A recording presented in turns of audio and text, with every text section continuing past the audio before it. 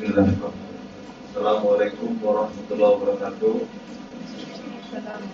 Alhamdulillah dan kasihan dari para pengantin yang berusaha Dr.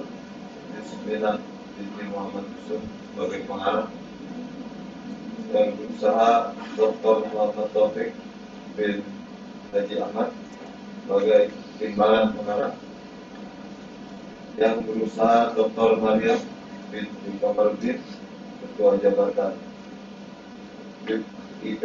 IPGM KI, yang berusaha Ketua Jabatan dan Ketua Unit sekalian, yang berusaha N. Syadin Besabi penolong Ketua Jabatan IPGM KI, yang berusaha PN Aini Yusnita binti A. Rahim KUKP IPGM KI.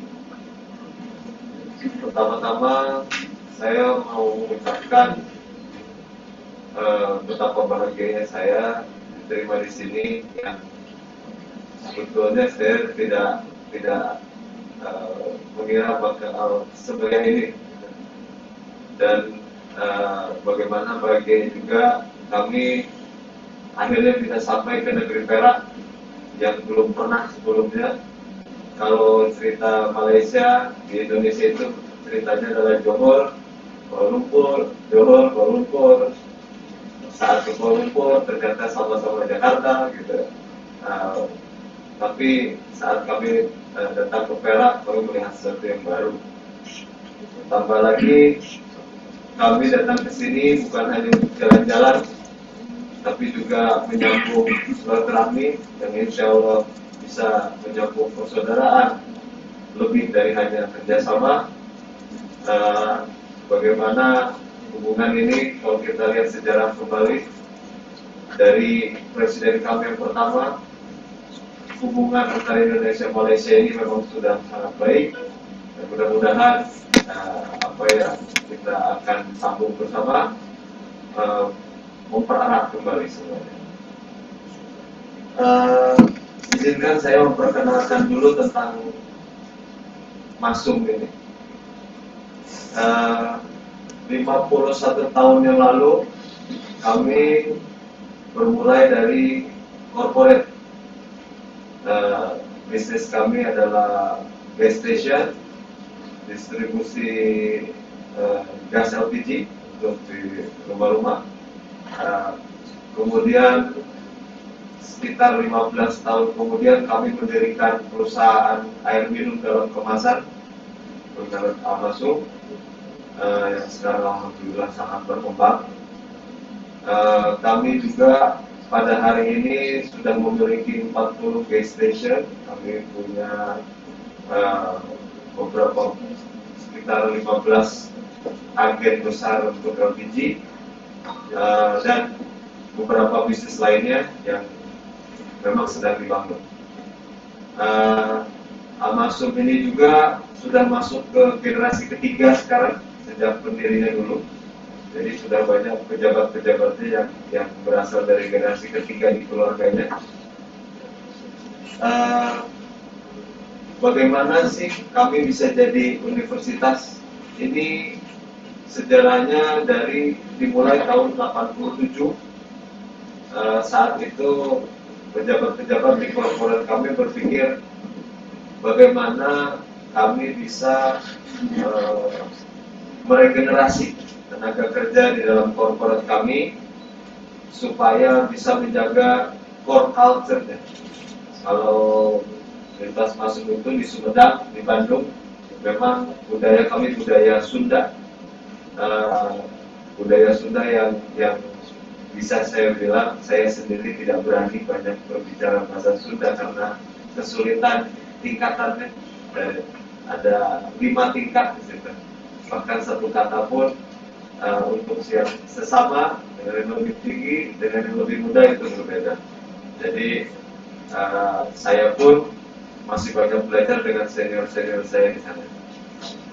Lalu dengan motivasi untuk menjaga culture ini, kami memulai dengan membuat yayasan yang fokus pada pendidikan. Jadi kenapa kami sangat berhasrat untuk bekerja sama di sini, karena memang basic kami yayasan pendidikan. Kami mulai dari sekolah untuk anak umur 7 sampai 12, kemudian berkembang menjadi sekolah untuk anak dari 13 sampai 15, kemudian 16 sampai 17, 15 sampai 17, dan kami membangun sekolah tinggi kira-kira 23 tahun yang lalu. Alhamdulillah tahun 2019 kami berhasil meningkatkan sekolah tinggi ini. Mungkin kalau sekolah tinggi bisa dibilang di sini diploma ya, kalau di kami itu meningkat, akhirnya kami jadi university. Nah, apa motivasi kami jadi university? Ya, salah satunya adalah ingin meningkatkan pendidikan kami di masuk grup ini, dan juga kami ingin meningkatkan quality dari tenaga kerja kami di korporat kami. Tapi seiring berjalan ternyata yayasan pun membesar, yang dimana dasar kami itu adalah pendidikan, sehingga segala inovasi kami kembangkan untuk dimulai di tingkat dasar.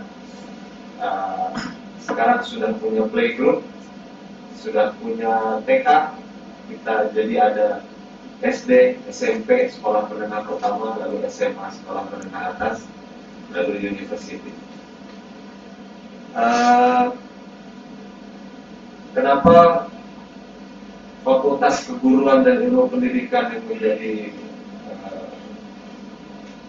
unggulan kami, yang insya Allah saya dengan Pak Andre beserta tim di Universitas Masuk ingin menggapai predikat unggul pada 7 tahun mendatang, target kami insya Allah, sehingga tepat bagi kami memilih IPGM untuk menjadi tempat belajar kami, untuk menjadi tempat kami mungkin bukan mencuri ilmu, menyerap ilmu, lalu juga banyak melakukan kerjasama ke depannya yang insya Allah tadi bisa menyambung ukhuwah di basic.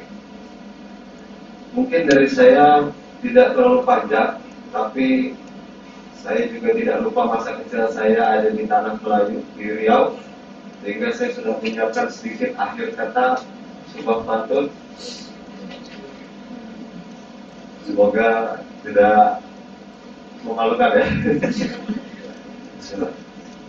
Negeri Perak sungguh indah di mata, juga bahagia dirasa. Semoga ukhuwah kita semakin terjaga, sehingga kita bisa maju bersama dan berjaya. Sekian dari saya. Assalamualaikum warahmatullahi wabarakatuh. Salam.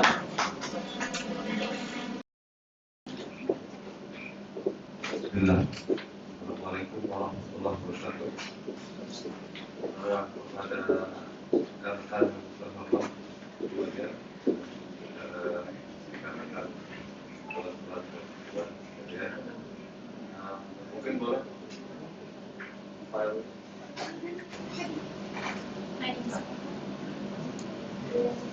Baik, untuk permulaan,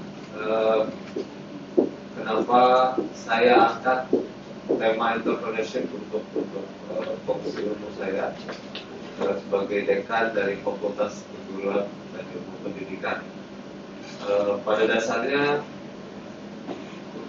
Universitas Masuk ini adalah entrepreneurship campus, karena memang kami lahir dari corporate, sehingga segala kegiatan di dalam universitas kami merujuk pada bagaimana entrepreneurship itu bisa ditanamkan pada setiap keilmuan.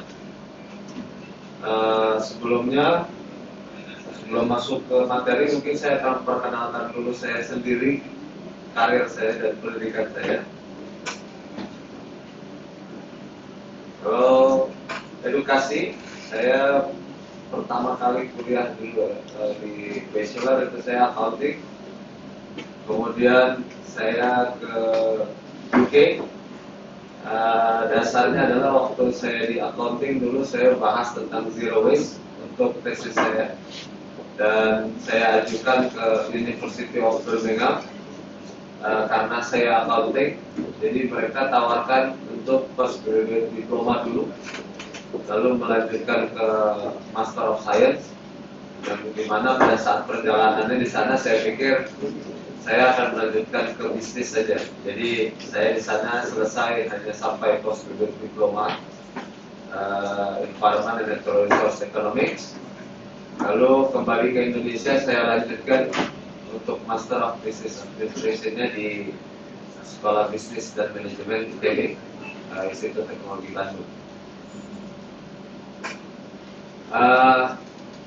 Setelah sekolah dari University of Birmingham, saya beberapa kali ikut research economics di lembaga penelitian ekonomi terapan di Pajajaran. Itu saya alumni dari sana. Selama di sana, saya banyak melakukan research tentang productivity di kalangan muda dan bagaimana kalangan muda secara progresif punya ide-ide yang bersamaan dengan produktivitas juga mengancam lingkungan hidup. Lalu saya juga ikut dalam tim membangun satu mata kuliah saja, belum jadi major, itu social accounting di sana. Bagaimana yang dibilang balance sheet itu harus bertanggung jawab terhadap lingkungan ataupun ekosistem. Di tahun yang sama, karena memang saya punya passion di bisnis dan waktu di research itu saya banyak ketemu dengan orang dari berbagai negara, termasuk ada satu paper saya yang saya saya presentkan di Kalimantan waktu itu, event-event internasional. Di sana saya ketemu dari orang-orang dari Middle East, juga dari Germany, dari Liverpool, UK, membicarakan tentang energi yang baru. Jadi saat itu saya baru dengar tentang ternyata coconut shell charcoal itu harganya kalau di lingkungan rumah saya atau di kota saya atau di negara saya itu seperti sudah dibuang saja gitu, atau hanya untuk bikin sate atau untuk bakar-bakar saja. Tapi ternyata di luar seperti di Jerman atau bahkan di beberapa negara lain, mereka bilang the green gold, coconut itu green gold. Berjalan 5 tahun, saya sempat bangkrut, sempat berdiri lagi, sempat bangkrut, saya bangun kemudian second company. Itu tahun 2018, industri kelapa Nusantara. Kita lebih banyak ini konsorsium manufacturing dan export trading. Jadi kegiatannya 80% trading karena tim kami lebih banyak yang punya network di luar negeri, tapi juga kami tidak terlalu punya basic dalam manufacturing, so kita ajak partner-partner yang memang ahli. 2019 kami mulai merasa kekurangan raw material, jadi kita terjun ke kampung. Itu ada di Buton Utara, kalau pernah dengar, adalah produsen aspal terbaik di dunia. Sudah 70 tahun sekarang, masih kandungannya masih belum berkurang. Ya. Nah di sana ternyata di balik kejayaannya dari aspal itu di daerah selatannya, di daerah utara itu termasuk salah satu daerah termiskin di Indonesia. Jadi saat saya masuk ke sana, saya langsung ketemu pimpinan daerah sana, karena memang jarang sekali ada orang dari luar datang ke sana. Bahkan setahun pertama saya di sana, itu dari 47.000 penduduk turun 7.000 dalam 1 tahun karena tidak ada pendapatan di sana. Jadi saat kami bikin industri di sana, mereka menyambut dengan baik. Hanya kami harus bersaing dengan mining company di sana, dan mining itu kalau sudah ada mining jarak sekitar 5 kilometer dari perkebunan kelapa itu turun. Di sana kami produksi bahan baku, kokopit, koko fiber, kopra, coconut charcoal. Lalu 2022, nah di sini saya mulai bertemu dengan dunia akademik. Jadi saya baru sekali sebenarnya. Jadi sudah saya bekerja di universitas yang masih bayi. Saya pun karir akademiknya lebih bayi lagi dari 2 tahun terakhir. Di sana saya jadi Director of Digital and IT karena di yayasan kami ini ingin mulai lebih modern. Jadi kegiatan kami yang pertama di Direktorat Digital and IT itu adalah mendigitalisasi seluruh data dan informasi dan operation activity-nya. Jadi setiap unit akan lebih kecil gap dan misinformation-nya. Also my first time jadi dosen. Situ saya jadi dosen, saya mengajar accounting, lalu saya mengajar juga kewirausahaan atau entrepreneurship. 2023 saya diundang oleh teman saya yang memiliki perusahaan PT Indo Arta Esensial. Ada event di Qatar, Agritech International Expo 2023, Agriculture Technology. Di sana saya dijadikan Chief of Overseas Marketing, jadi saya membuat strategi untuk penjualan yang overseas, yang di luar dari Indonesia.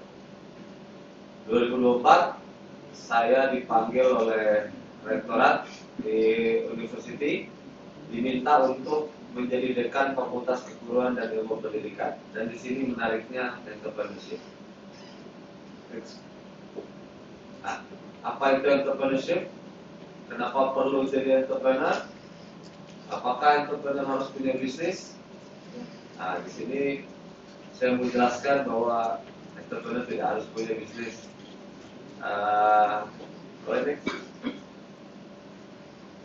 Ini data. Saya seperti menceritakan tentang apa yang sedang terjadi di Indonesia, tapi sepertinya akan terjadi juga di banyak negara apabila tidak segera melihat ini sebagai masalah besar. Berapa 10 tahun ke belakang, kami Indonesia fokus pada industri, sehingga kami fokus pada tenaga kerja yang siap untuk praktis, gitu. Siap untuk dipekerjakan. Jadi jangan terlalu banyak teori, lulus kerja. Maka kalau di sana kami punya yang namanya SMK, Sekolah Menengah Kejuruan. Dia di tingkat SMA, berarti tingkat usia 15 sampai 17, langsung fokus pada major tertentu. Jadi ada SMK yang accounting, dia lulus bisa mengerjakan pekerjaan accounting and administration. Juga ada SMK untuk perhotelan atau hospitality. Selesai lulus dari SMK, mereka langsung bisa jadi waitress, langsung bisa jadi bellboy, langsung bisa bersihkan kamar. Lalu ada SMK engineering dan lain-lain yang lebih banyak menjadi pekerja di automotive industry, garment industry, dan juga industri perakitan teknologi, dan juga seperti Nike, seperti Adidas yang ada faktorinya di Indonesia, itu banyak menyerap lulusan SMK. Tapi itu jadi seperti backfire untuk lulusan university. Bisa dilihat di sini di tahun yang sama lulusan SD turun peluang pekerjaannya, lulusan university pun ikut menurun walaupun tidak signifikan karena diisi oleh pekerja yang siap kerja dari setingkat SMA.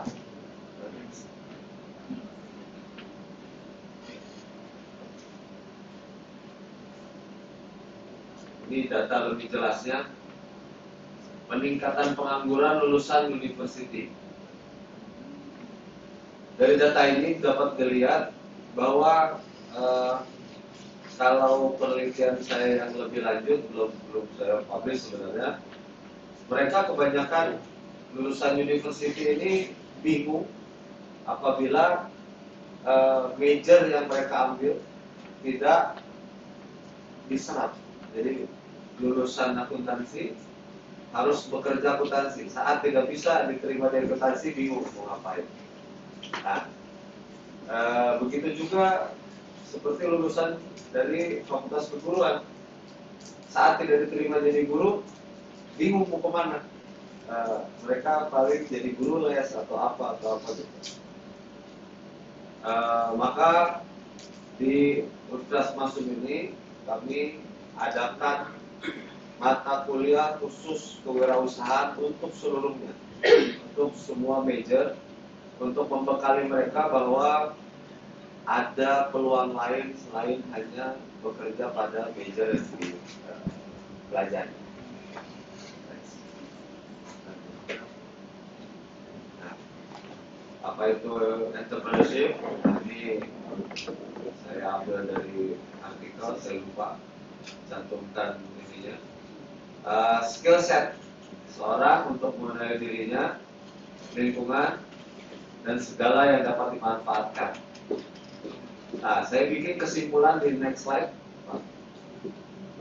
Nah, jadi sederhananya, skill set yang memungkinkan seseorang untuk mengenali dan menggunakan segala resources yang dimilikinya untuk mencapai tujuan. Jadi kalau tadi saya dengar ada pendidikan khusus untuk yang inklusif, saya tangkap yang handicap atau disability.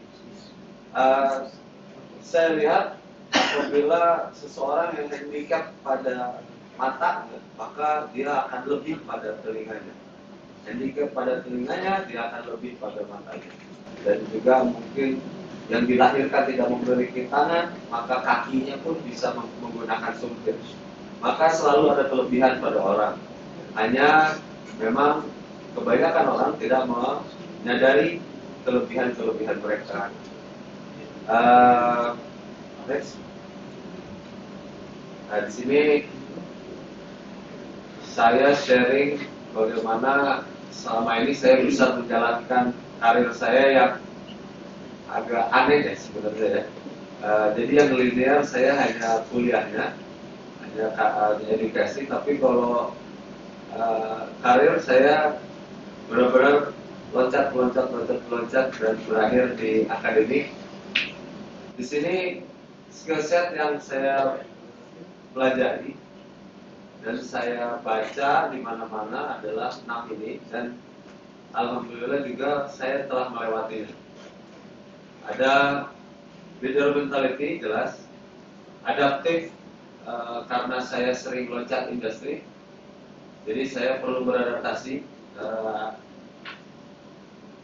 Seperti awal Pak Andre di sini mungkin ingat sekali ya, saya awal sekali saya masuk university, saya dikenal di university saya sebagai orang yang berkata-katanya keras dan kasar. Karena saya biasa di kebun kelapa dan di pabrik. Jadi memang di sana tidak kasar. Lalu kata-katanya pun memang kata-kata yang ikuti daerah tersebut. Di Indonesia kalau sudah ngobrol di Sulawesi berbeda lagi, sudah ngobrol di Sumedang, Bandung beda lagi. Kalau sudah ngobrol di Sumatera, saya alhamdulillah pernah tinggal di Sumatera, saya ada kultur Melayu yang menempel pada saya ketemu Andre, beliau bisa terima. Tapi saat saya rapat bersama rekan-rekan di university, mereka, kenapa Pak Rangga ini kasar sekali? Jadi itu di situ saya mulai beradaptasi. Setahun saya justru bertanya sama Pak Rangga ini, gimana ya saya berbahasanya ya. Jadi suaranya aja kecilin. Jadi adaptasinya karena mungkin saya sering pindah daerah, saya sering merantau dan saya sering ketemu orang dari berbagai culture, adaptasi lebih mudah. Lalu problem solver, jelas sebelum problem solving selalu bisa mengindikasi problem itu dari awal, lalu kita dengan skill set yang ada, dengan melihat resources yang ada, sekecil-kecilnya solving problem bisa dikerjakan. Lalu fokus on growth. Jadi kegiatan apapun yang saya kerjakan selalu melihat kelanjutannya seperti apa. Ini yang dipesankan oleh rektorat kami pada saat menugaskan saya untuk masuk ke Fakultas Keguruan dan Ilmu Pendidikan, yang dimana memang Yayasan Al-Masum Bandung ini sebelum menjadi namanya Yayasan Al-Masum Bandung, sebenarnya namanya adalah Yayasan Pendidikan Al-Masum Bandung. Nah, kenapa jadi Yayasan Al-Masum Bandung? Karena bisnisnya mulai banyak, mulai expanding. Tapi tetap backbone kami adalah pendidikan. Maka waktu itu saya dipesankan, biarkan akademisinya berinovasi, biarkan ahli-ahlinya memikirkan ilmunya, silakan Pak Rangga yang memikirkan bagaimana mengembangkannya. Jadi bagaimana kita rencana-rencana ke depan, lalu timeline menuju akreditasi unggul, gimana kita membuka kerjasama di luar dan segala macam. Itu basicnya adalah karena kurikulum vitae saya yang memang base-nya adalah bisnis. Tapi juga itu critical thinking ya, sebenarnya kalau akademisi rata-rata saya temui kritis lupa, dan eye on opportunity jelas, karena mengembangkan ilmunya pasti jelas opportunity itu ada. Jadi saya lebih mudah bekerjanya sekarang.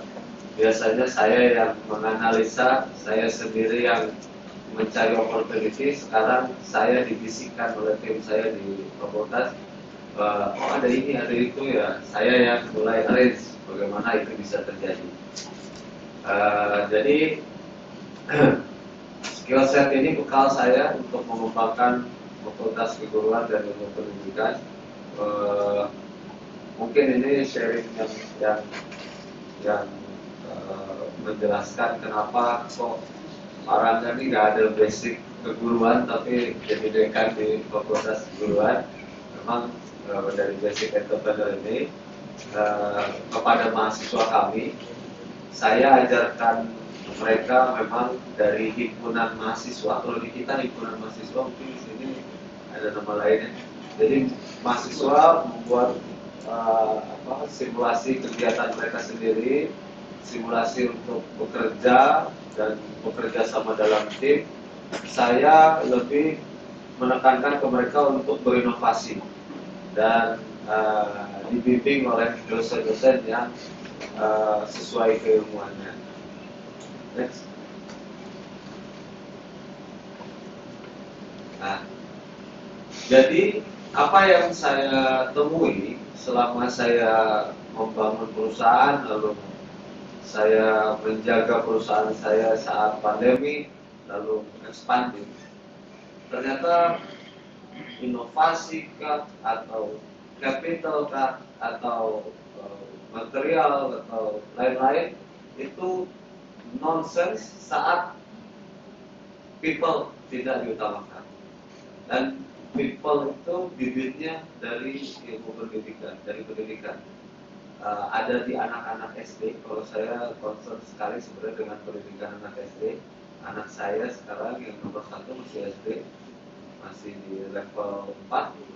Jadi bagaimana mereka lebih banyak saya biarkan bermain dan berhubungan antar manusia, karena pada saat software nya luar biasa canggih, hardware-nya luar biasa mahal, tapi tidak ada brainware di dalam situ, maka tidak ada yang operate. Kalau kita bicara AI pun, AI sebenarnya brainware tapi bikinan. Nah, dan surprisingly hasil penelitian dari rekan kami di universitas lain di Indonesia, ada tiga ilmu pengetahuan yang tidak mungkin digantikan AI sama sekali. Nomor satu adalah kedokteran, nomor dua psikologi, nomor tiga adalah pendidikan guru SD. Jadi pendidikan guru SD berarti sekompleks itu untuk memahami anak-anak yang masih di tingkat paling dasar, dan mereka lah yang nanti akan menjadi anak SMP, SMA, dan juga pendidikan di SD itu yang menentukan mereka akan jadi orang yang kuat secara mental, bisa berkontribusi pada masyarakat atau tidak, atau malah menjadi problem di masyarakat. Itu saya lihat mulai dari SD. Sehingga di sini saya tulis seorang entrepreneur itu sesungguhnya adalah yang mengenal betul karakter ketidakpastian, karena future is uncertainty. Kita lihat hubungan antar manusia itu akan selalu dipengaruhi dengan perubahan teknologi, persaingan, bagaimana perubahan alam, dan penghasilan dari alam tersebut. Next. Entrepreneur sebenarnya bukan talent, tapi mindset dan dia skill set. Nah, mindset di sini saya hanya tuliskan sederhana saja, action and growth oriented, berpikir sederhana, selalu mencari peluang baru, disiplin tinggi, dan ini yang paling penting, aware akan segala resiko dan berani menghadapinya, karena resiko itu selalu bisa dimitigasi, tapi ada resiko-resiko yang terlalu besar dan terlalu berbiaya besar untuk dihadapi. Jadi selalu ada opsi untuk mencari kegiatan atau peluang apa yang resikonya paling bisa dihadapi. Fokus pada eksekusi. Seperti saya ingat, saya itu baru diangkat beberapa bulan yang lalu ya, 8 bulan yang lalu ya, dari dekan fakultas keguruan. Saya datang ke sana, saya bertanya, ada program apa yang sedang berjalan, ada program apa yang akan berjalan, ada program apa yang sudah terus-terusan diajukan tapi tidak jalan-jalan. Eksekusi, action. Jadi ada plan, ada action. Eksekusi, mungkin kalau eksekusi seperti di sini hukuman atau apa? Oh ya, action. Fokus pada actionnya. Ya, jadi waktu itu Bu Maria saya tanya, apa program besar yang sampai hari ini nggak jalan-jalan nih? Saya tanya sama Pak Andre, karena Pak Andre jadi atasan saya sebenarnya sekarang. Dia pegang sumber daya manusia untuk mengembangkan sumber daya manusia kita di sana, human resource. Pak Andre bilang ini ada hubungan bagus dengan institusi pendidikan di Malaysia. Nah, dari situ saya bilang, Pak Andre itu fokusnya nomor satu. Kita harus, karena saya tidak mengerti. Ini bukan ilmu saya, tapi saya perlu belajar. Nah, belajar yang terbaik adalah sama yang sudah lama. Jadi kalau bisa melihat kami ini masih seperti bayi-bayi, Bu Maria bilang di sini sudah orang-orang dahulu, ya tempat yang tepat untuk kami belajar di sini sebenarnya. Saya tidak berani bilang tua, saya tua belum tentu tua. Ya, lalu melihat hal positif dari dari segala situasi dan kondisi. Jadi hal positif ini kalau saya boleh sharing, waktu saya lagi dipindahkan ke fakultas keguruan itu, saya sedang membangun fakultas teknik. Saya tipenya tuh kalau lagi mengerjakan sesuatu di tengah tuh suka susah tidur gitu, eksis gitu waktu itu. Jadi saya agak kecewa karena dipindahkan waktu itu. Tapi alhamdulillah 80% kegiatan, 80% tugas saya sebenarnya sudah selesai, tinggal diteruskan. Waktu dipindahkan saya juga di balik itu saya agak tenang. Lalu saat saya masuk ke fakultas keguruan itu, bicara tentang potensi, saya lihat ternyata fokusnya Pak Andre yang saya teruskan perjuangan beliau, saya itu meneruskan perjuangan Pak Andre sebenarnya, itu fokus sama mental health yang dimana itu jadi isu di seluruh dunia. Kita lihat di UK, di USA, di Western civilization yang lebih maju duluan dibanding kita sekarang sangat-sangat menghadapi mental health, isu mental health, dan mereka juga bingung untuk menghadapi itu karena mereka menghadapi banyak kemunduran dalam civilization-nya, juga sulit mencari regenerasi dari generasi yang topnya mereka, menggantinya sulit sekali mencari. Sedangkan untuk data di Indonesia saja, mental health ini 1:27. Jadi untuk di tingkat 1:20, untuk di tingkat high school ya, kelas 15 sampai kelas 17 ya, umur 15 sampai 17. Nah ini untuk laki-laki kebanyakan malu untuk membicarakan hal ini, itu masih malu untuk membicarakan hal ini. Jadi seringkali terindikasinya saat sudah terjadi sesuatu. Jadi seperti apa ya, kalau tahunan apa ya, peperangan lah antar geng gitu, antar geng itu ya, antar geng itu ternyata saat diberi binaan oleh polisi kami itu didapat memang indikasi-indikasi mereka rata-rata punya mentally tidak sehat. Yang di sekolah guru-gurunya tidak bisa mengindikasikan itu juga, jadi hanya mengindikasikan bahwa mereka anak-anak nakal. Nah, lalu apa hubungannya dengan concern saya dalam hal ini? Memang ya, pertama saya punya anak kecil, ada 3, alhamdulillah. 2 sudah SD, 1 lagi 2 tahun lagi akan masuk kelas 1 SD. Saya jujur punya rasa takut melihat mereka, karena bagaimana kalau ternyata itu terjadi pada anak saya. Jadi saya concern, itu bagian pengabdian saya. Lalu yang kedua, memang objectively untuk bisnis saya betul susah untuk menghadapi karyawan-karyawan generasi Z. Itu susah sekali. Ada cerita kita Zoom meeting, semua dalam kondisi rapi, ada satu yang sambil medi-medi. Kondisinya di salon, medi-medi, dia menceritakan pekerjaannya. Saya tanya, gitu, kenapa kok sambil medi-medi seperti tidak ada sopan santun gitu ya? Jawabannya, ya ini saya jadi tenang, saya relax, pekerjaan saya selesai. Oh ini, saya pikir dapat tekanan sedikit sudah ini. Gitu. Nah itu ternyata setelah saya banyak discuss dengan banyak teman-teman saya yang pebisnis, mereka prefer untuk hire orang-orang yang lebih tua sedikit.